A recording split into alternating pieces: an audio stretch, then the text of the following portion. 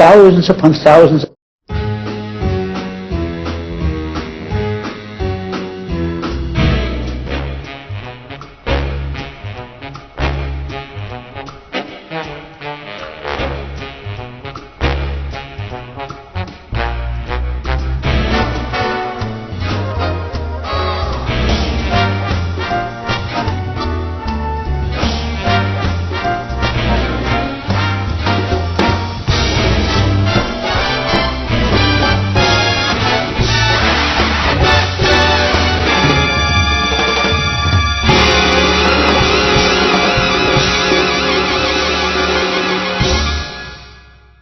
Hi, welcome back to the show. I'm Nate Taves. I'm here with Thomas Sawyer. And Jonathon Sawyer. and we're here to talk about the movie Bullet to the Head.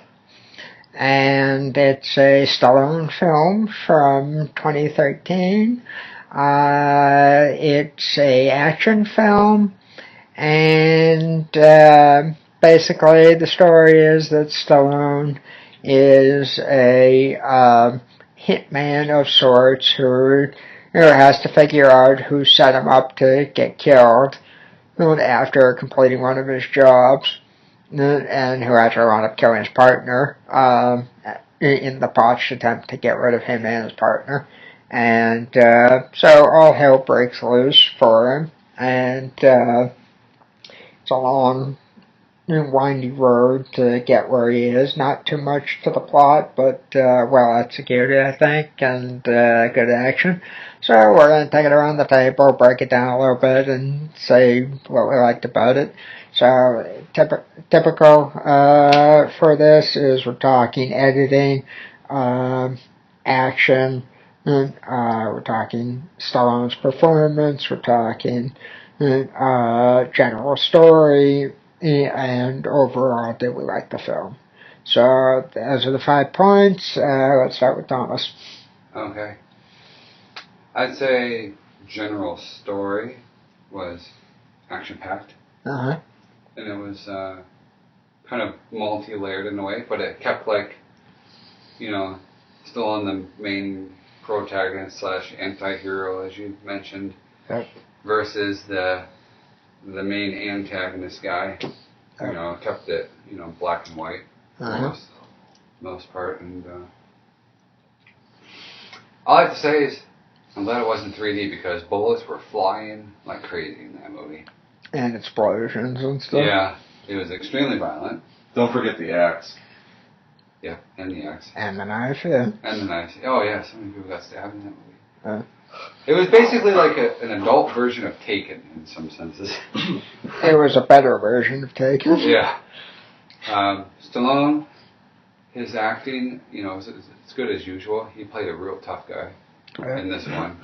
And he was a lot more menacing since that neck fusion, though. Yeah, he didn't really turn. The cameraman or whatever would always, do kind of choppy shots of him, turning and stuff, so he didn't have to, rotate his neck all around. Well, that's the editing, though, so... It was kind of choppy. Yeah, that's the editing, so... Yeah. Let's be clear, they shoot everything at one angle, and then they shoot the next angle and stuff. Yeah, so there was a lot of switching around. It wasn't like a continuous, Right, so it's shorter cuts. Yeah.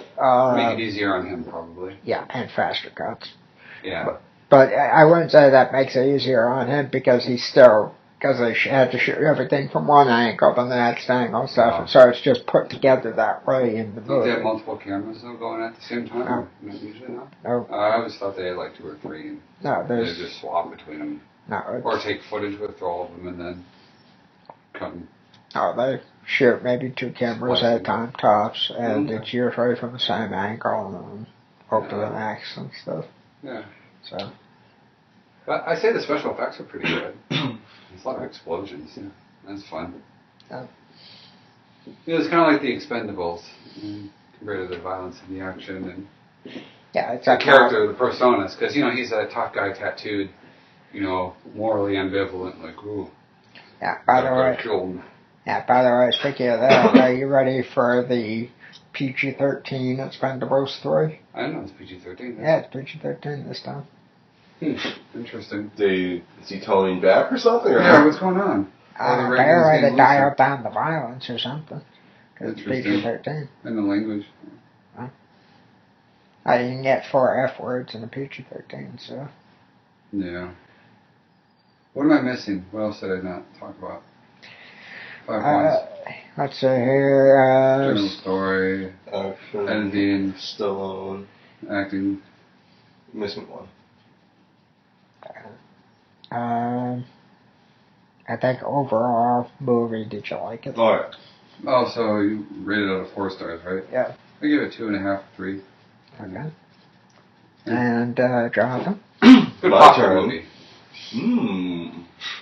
I would agree, I guess, on the editing, as you guys were discussing. Mm-hmm. You could tell that Stallone was a lot more kind of stiff acting than typically past movies. Well, but that's not his fault due to the broken neck. neck. But you could tell, like, definitely, like, you know, he couldn't just, like, easily turn his neck or anything. Yeah, because it got fused on the right side. Yeah, so he kind of had, like, he would have to turn his, like, torso or something. Yeah. And but to me, that made it more medicine. Yeah. No, it did, yeah. It kind of made him more of, like, a tough guy look. Because it made it look like, you know, he's been through a lot of shit, a lot of crap, and he's not certainly going to take any crap. Right. As far as, like, Stallone himself, it was very,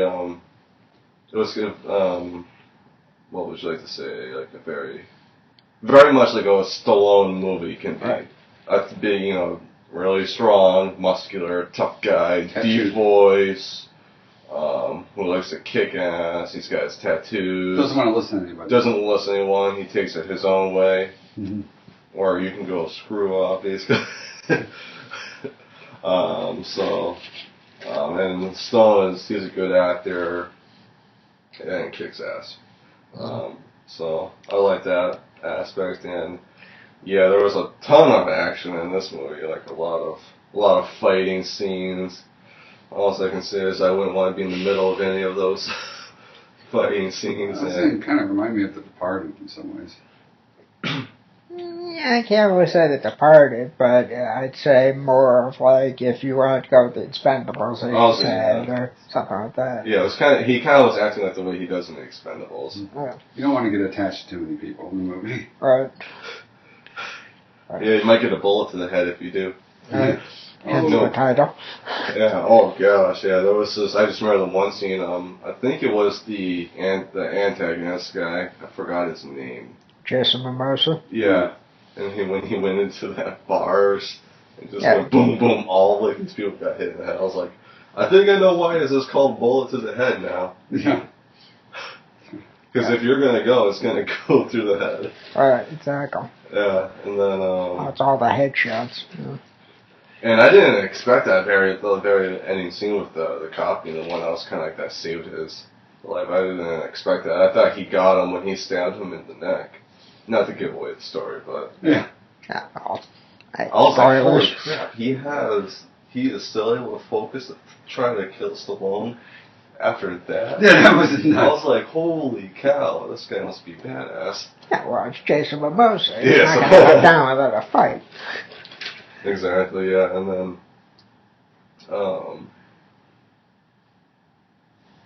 I think the little love situation that, there was no explicit, like, between Stallone's daughter in the movie and the Asian cop guy. Right, but at the very end, he kind of, like, lays it out like, yeah, but you also see her naked when they go to her house unexpectedly. Oh, yeah. You know there's something sounding around the road, and I was really careful ready to hear somebody Stallone say something to him regarding that. Yeah. Being like, don't go there. You're not going there. Yeah, no, he already took care of that with the really. Yeah. And throughout the movie, I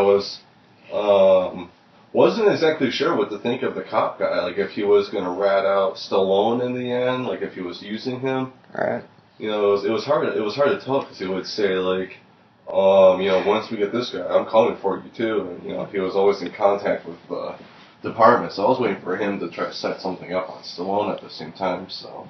Right, until he found out that more of the department was corrupt. And Stallone kind of exposed that. So even though Stallone had done, well, not him, but his character that he played had done bad things in the past, but he also exposed that there was bad things going on even on the good, well, quote unquote, the good side.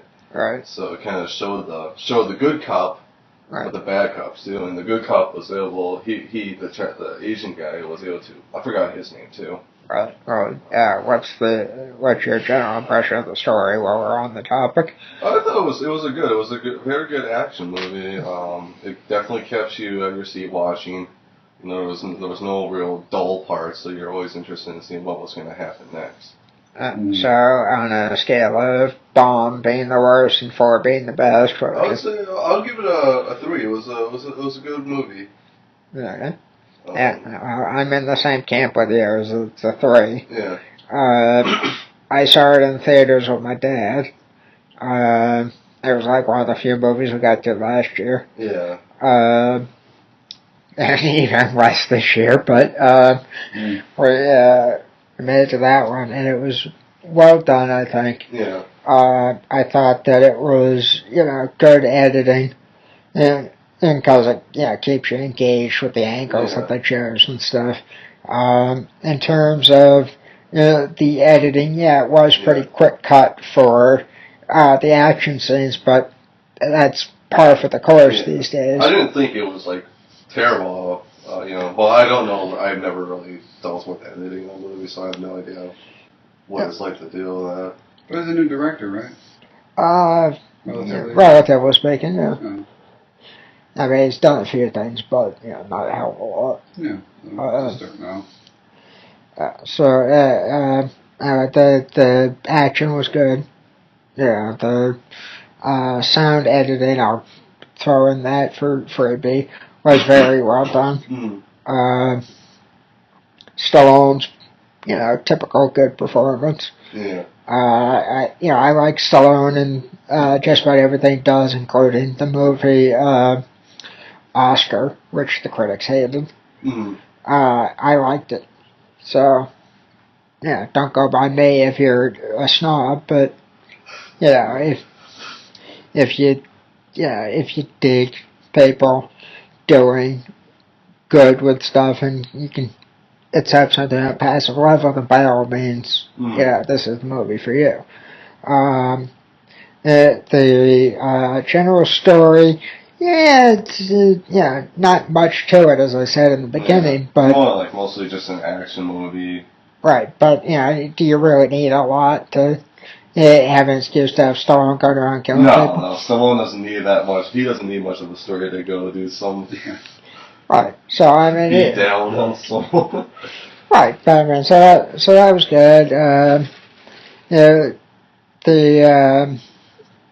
The general impression of the movie is it's overall good and worth taking a look at.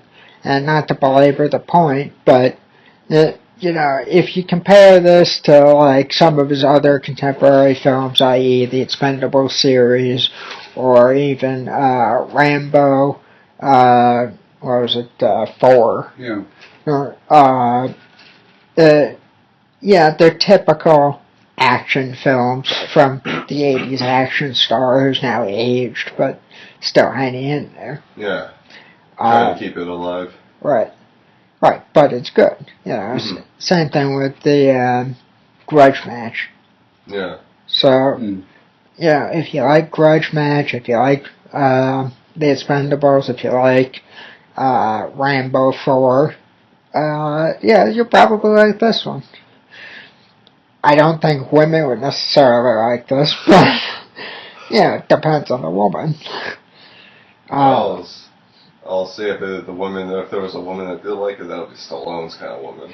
Yeah, well, I mean, somebody like Kelly Gerard might like it, but I don't think Stephanie DiCostanzo is going to be going to the movies to see it or anything. Anyway,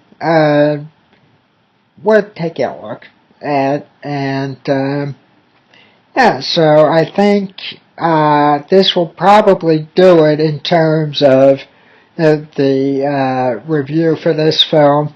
check it out if you will, if you're into that kind of a thing. If not, you're lost.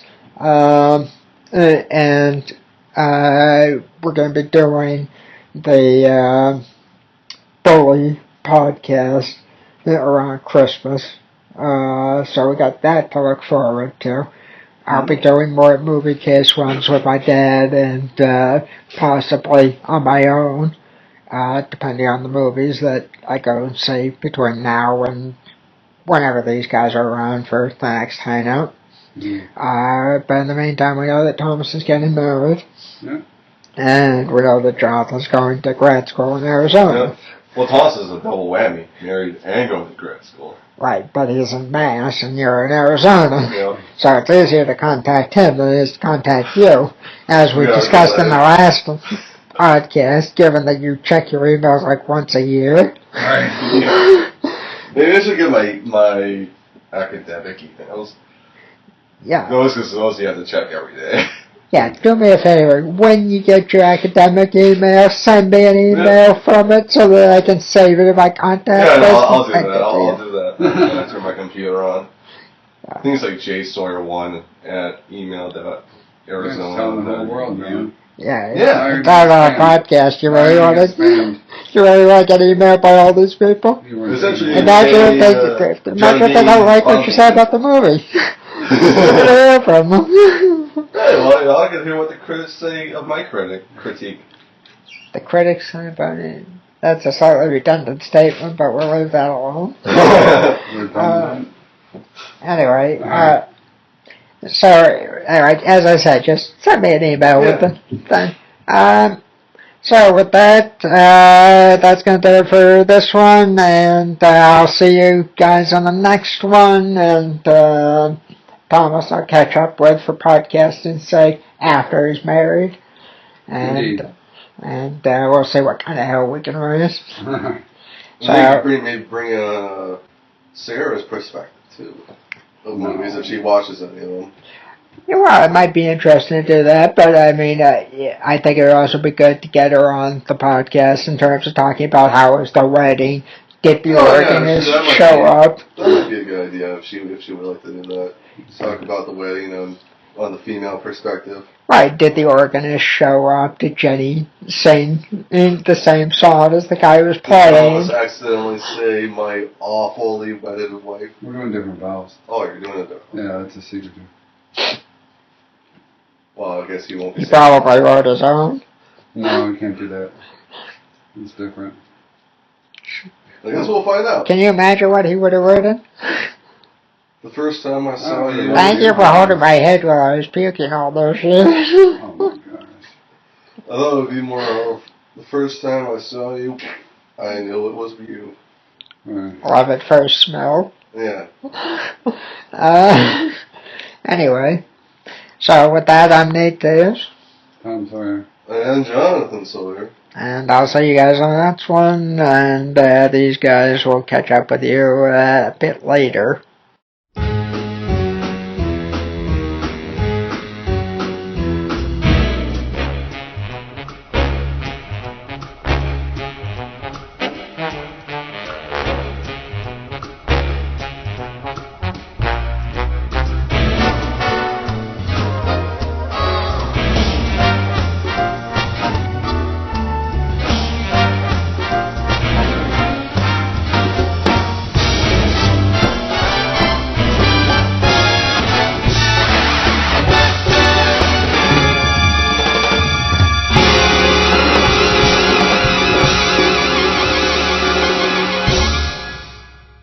Thousands upon thousands